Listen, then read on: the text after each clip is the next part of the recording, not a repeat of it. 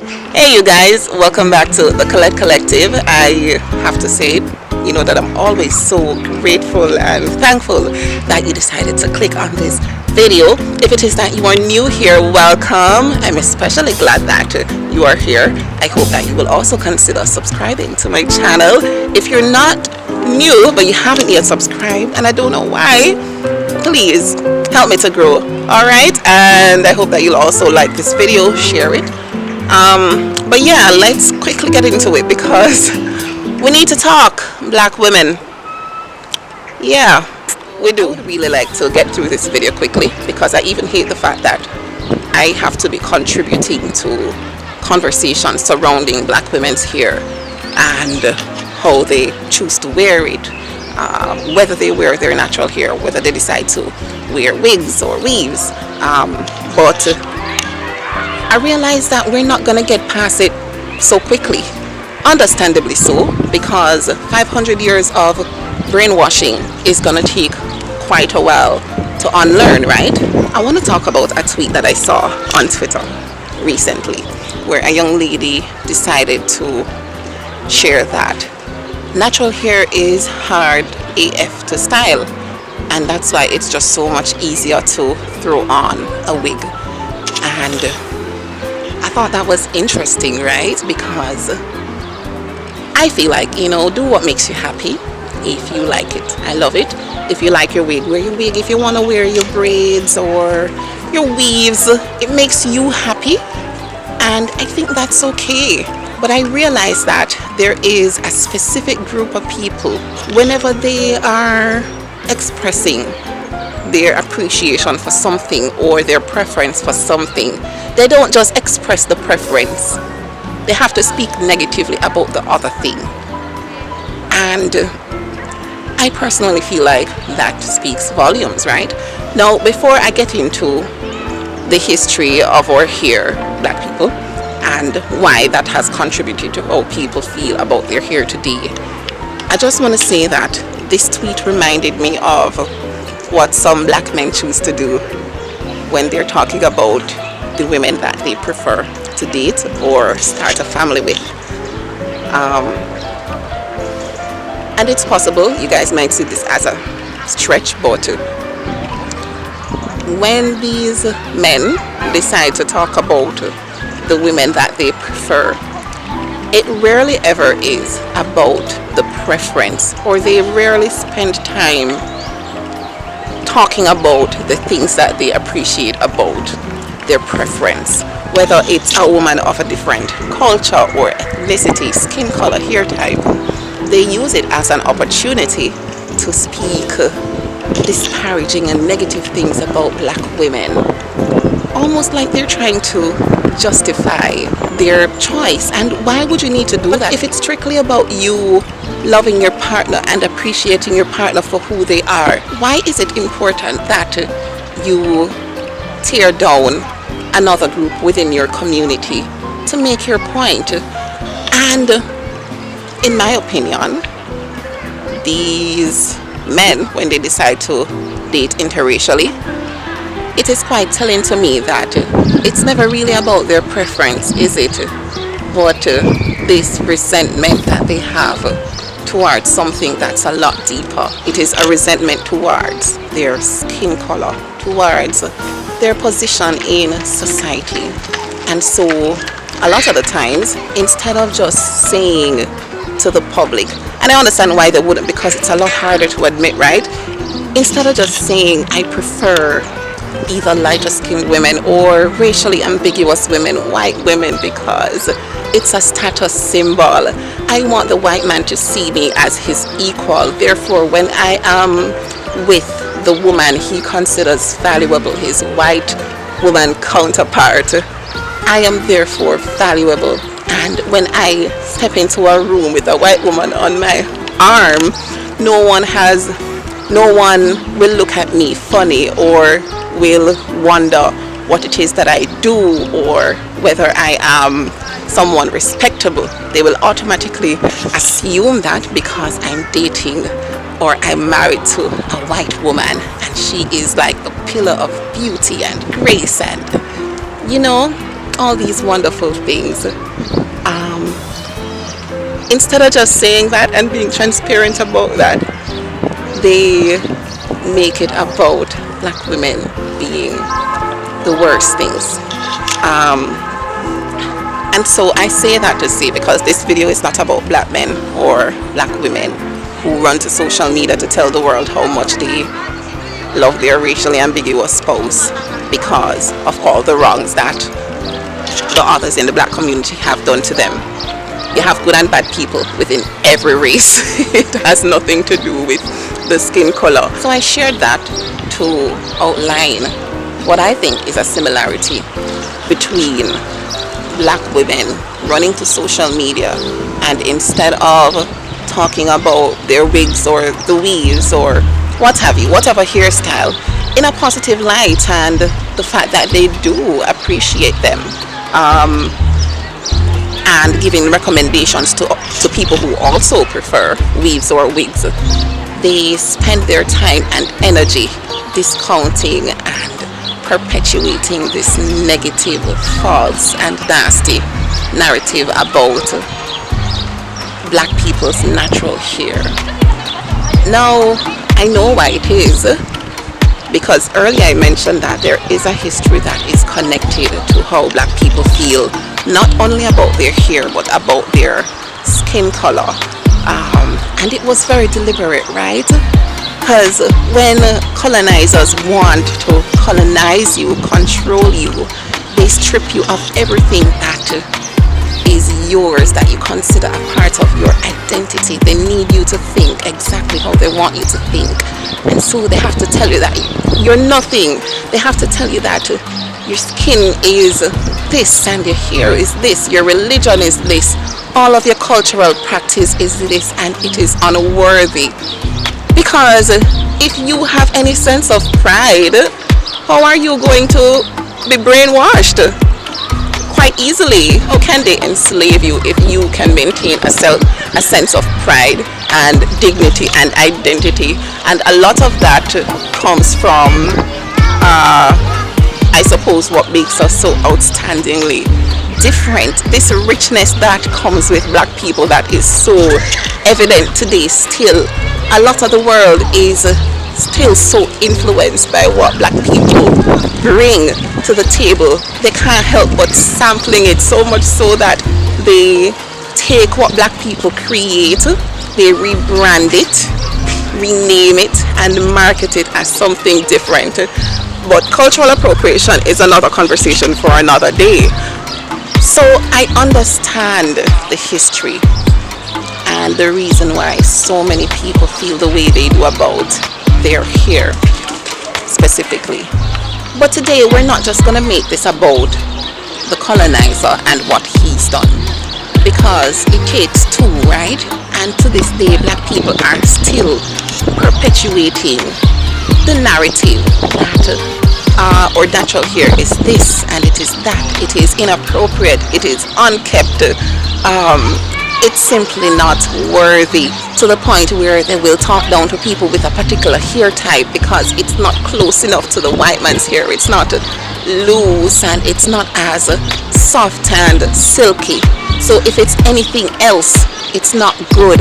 There are still black people who talk about good hair and bad hair as opposed to advocating for healthy hair. So we can't just leave it all on the colonizer. I think that we've come a long way as far as unlearning a lot of the hatred that was thrusted upon us goes. But why not when it comes to our hair? Now, what I really want to say to the people who genuinely consider their natural hair hard to manage, hard to style, is when you don't understand how something works, or you don't take the time and the effort and the energy to invest in understanding it and caring for it, it is going to be hard. Additionally, if you're trying to make it into something that it's not, it's going to be hard. And I personally think that the reality when it comes to a lot of us attitude towards our hair is that we are trying to get it to look or resemble something else. resemble someone else's hair type. It is hard because when you did that big chop and you added the moisturizer to your hair after washing it, it didn't curl up like some of the other women's hair, and so you start to feel like something is wrong with you. Why didn't my hair do that? Your hair didn't do that because your hair is simply different. Different doesn't mean that it's bad. You're spending hours curling it and drenching it in products to get the perfectly defined curl, and then when your hair finally dry, you feel terrible about yourself because it doesn't look like someone else's hair. And my question is, must it? Why does it have to? Why can't we just leave our hair as is? And I know some of you might put forward that, well, corporate won't allow for our hair to just be out in a fro. And while that may be true, and I really must applaud Tabitha Brown for advocating and rallying for the Crown Act to be passed in all 51 states in the US, so that they can end the discrimination towards black women's hair or black people's hair in the workplace.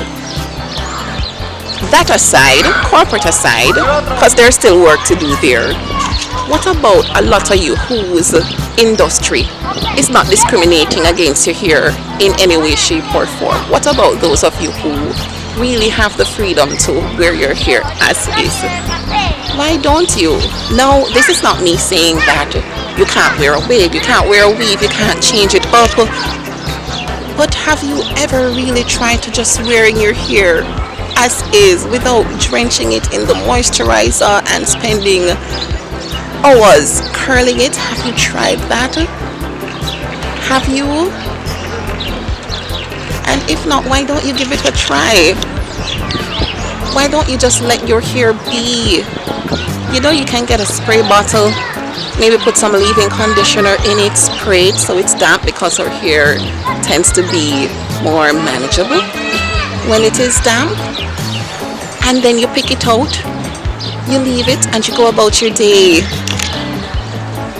This is not just some ancient style in the 60s or 70s. It's just how your hair grows. It grows upwards. That's just how it is, and that is something that is beautiful. That is something that sets you apart in a tremendous way. Wouldn't you want to try to embrace that?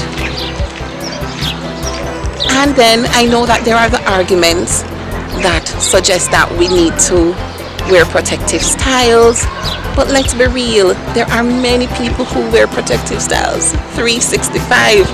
So you are telling me that the hair that God gave you needs protection every single day of the year? When does your hair get time to breathe? I've also seen arguments, well, my hair is thin. Alright, well, have you ever tried natural hair extensions? Because if your hair being thin diminishes your confidence, ways in which you could boost it is to give the appearance that it's thicker. There might be ways to manipulate your natural hair to achieve that look, or maybe there isn't. However, for the people who are suggesting that natural hair is hard and wigs are easier, let us say that the wigs are easier, which we know is false, because I've seen the lace front tutorials and videos on YouTube, and the effort and the time and the discipline that takes. It's just bull to even try to feed to the masses that this is something that is easier. But let's say it is easier. How come I've never really seen a lot of you go for a wig that has your texture?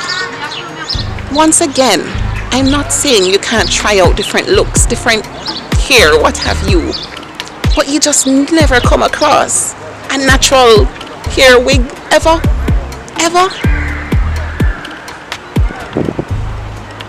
Don't you think that is something to consider?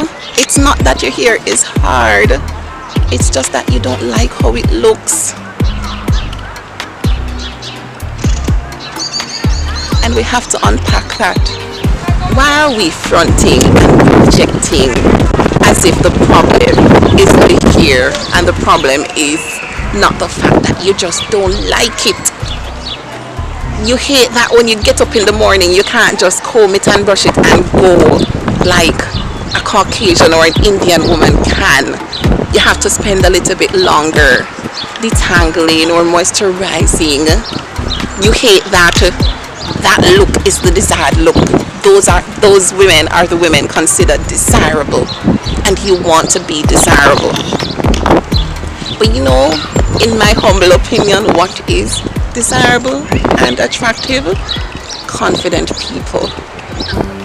Now, I'm not going to be a hypocrite and say that we don't all have things to uncover and to debunk and work on. You know what I mean? However, why are we going to go on social media and lie about it and make it seem like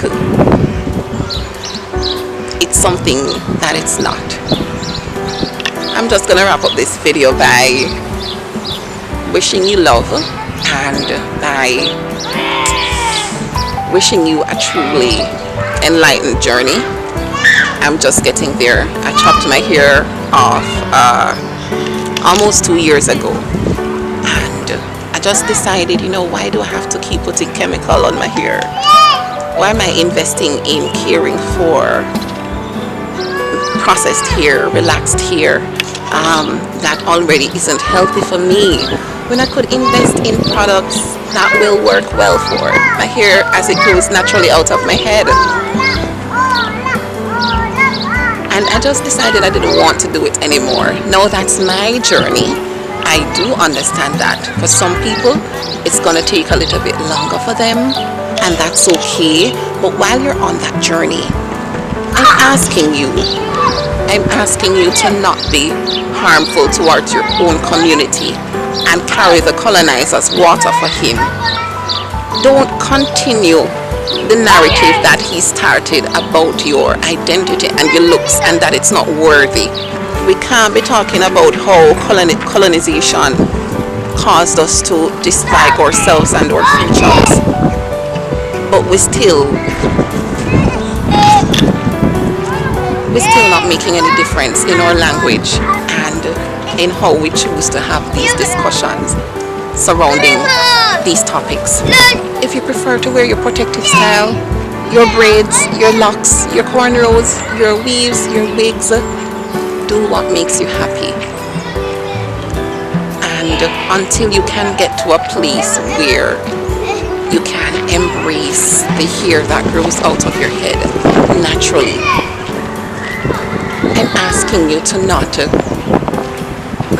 harm other women who are doing the work to actively unlearn the brainwashing. I love you guys. I hope I expressed myself the way I intended to. I know how the internet works. It doesn't really matter how you put it out. If people want to take offense, they're gonna. So I can't do much about that. But I hope that you really understand what I mean. I'm rooting for you, and even though I'm a little further ahead on my journey, I understand that you might not be there yet, but I want you to start, and I want you to start with the mindset that this is me, this is my hair, and it's gonna give whatever it's gonna give, not like anyone else's hair, but like mine, you know. And one day we're going to talk about the baby hairs, but not today. Alright, you guys, that was that. I'll talk to you soon. If you enjoyed this video, then please like it. Please help me to grow this channel, and it also boosts morale for me. When I see you liking, when I see you subscribing, that makes me very happy. It inspires me. So subscribe once again. Consider checking out my other videos. I'm living in Spain still, so I want to be sharing more with you about my journey here and current life. Alright, bye. Look at more.